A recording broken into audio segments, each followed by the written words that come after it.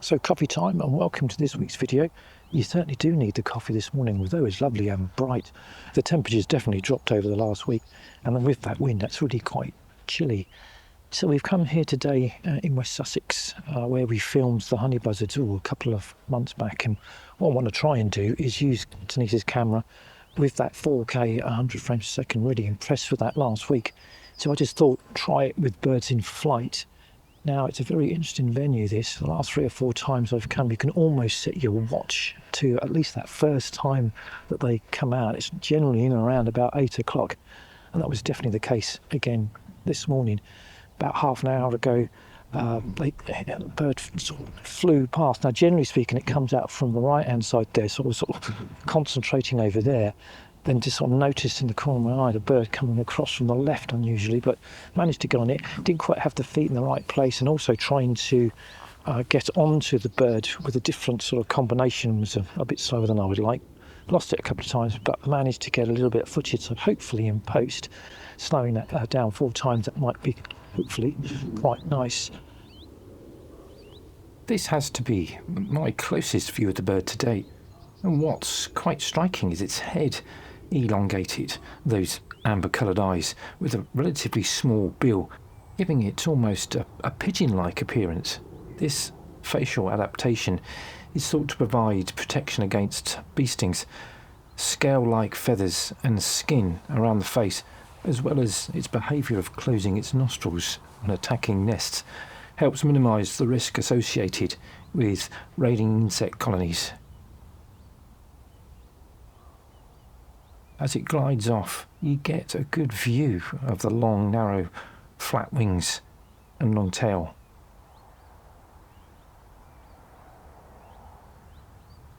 Pretty bright, so I'm trying out also a new ND filter for this lens, just to try and control the light a little bit. So we're going to give it until about 12 o'clock. Hopefully it will come out again. There has been 3 reported here last week. So yeah, give that a go up until about 12 o'clock, then move on to maybe Thursley. That's pretty close for the afternoon. Give it another go, maybe. I don't know if the hobbies are going to be about, but yeah, just whilst we're so close, I could spend 2 or 3 hours there and home for sort of 5 o'clock. Well, hopefully they'll come out again, so let's see what comes.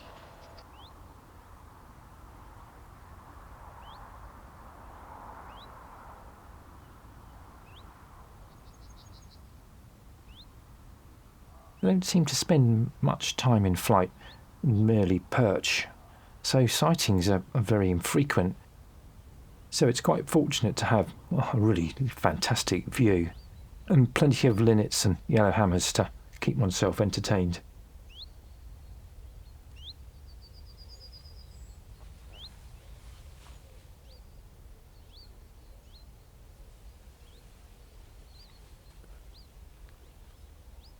Well, that's been a bit of a frustrating half an hour or so. About 10:30, I decided to maybe change positions a little bit. I've moved slightly to the right here and looking down the valley. Main reason for that is today and previous occasions, the birds come across over the ridge and away. So I thought, give that a go, just see if I can get it coming towards me.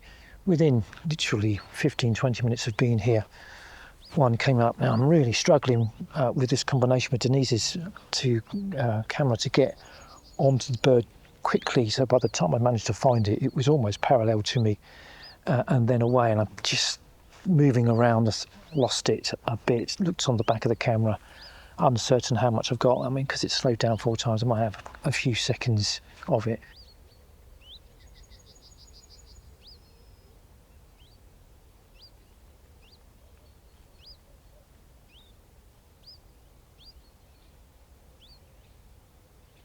I was sort of reeling from that when a second bird, and I'm pretty certain it's a different bird. I mean, it quite easily could have been the same bird coming around, but it looks a slightly different coloration. Came up through, so I decided to try and grab the camera and take some stills. Looked at the back of the camera, a little bit of motion blur, I think, so I won't know until I get them processed them. So it's just like, whoa, yeah. Sometimes experimenting with different equipment, you know, you just lose that edge a little bit. When at home processing, it seemed to be the harsh light and heat haze that seemed to be the issue. But despite this, I'm reasonably pleased with these images. Just love that piercing look from those amber eyes.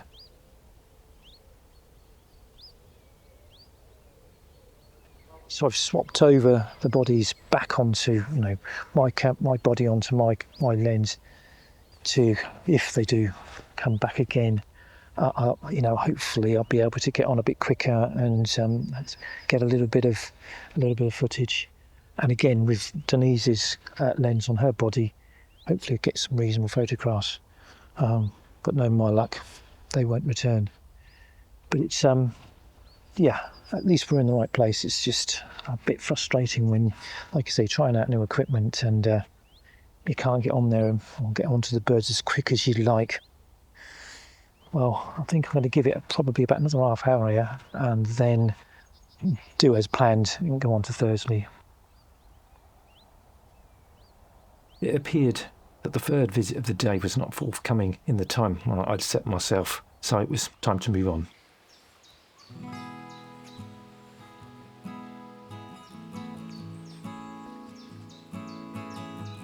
I was met by cloudy skies and a stiff breeze on my arrival, with only this female tufted duck and her adorable chicks to be seen.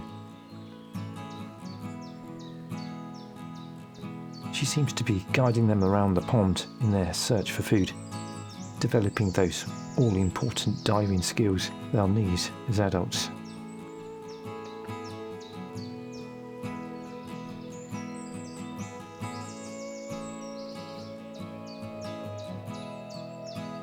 It appears as if they're really quite buoyant and they have to make a concerted attempt to dive to get under the surface and then bob back up again.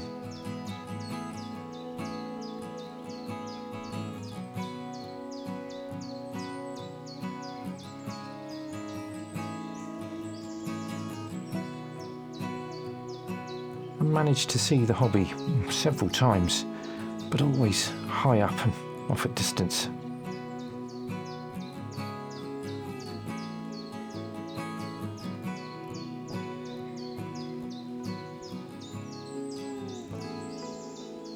So, with the lack of birds, my attention was drawn to the boardwalk, as the dragonflies and lizards were taking advantage of presumably the slightly warmer temperatures that it afforded.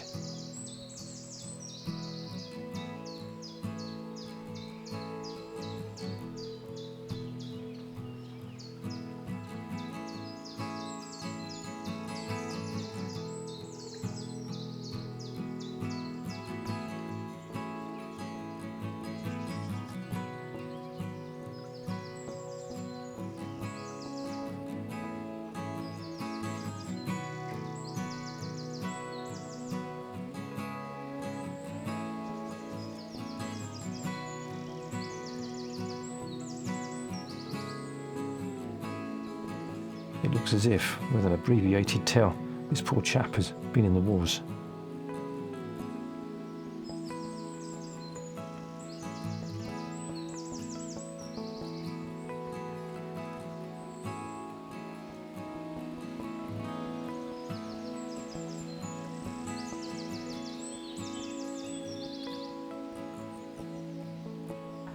Well, I think that's it for today. Oh, quite an interesting day, really. Bit of a challenge this morning with the honey buzzards. I think definitely a bit of practice with Denise's camera and my lens, trying to get onto the subject a lot quicker. Needs to be a bit of practice in the back garden, I think. And then this afternoon, I think the highlight was, okay, the hobby was a bit fleeting, but just testing out a couple more autofocus modes with the lizards and the dragonflies. Well, I hope you've enjoyed this video. If you have, give it a big thumbs up, like and subscribe. And as always, be great for you to join me in the next one.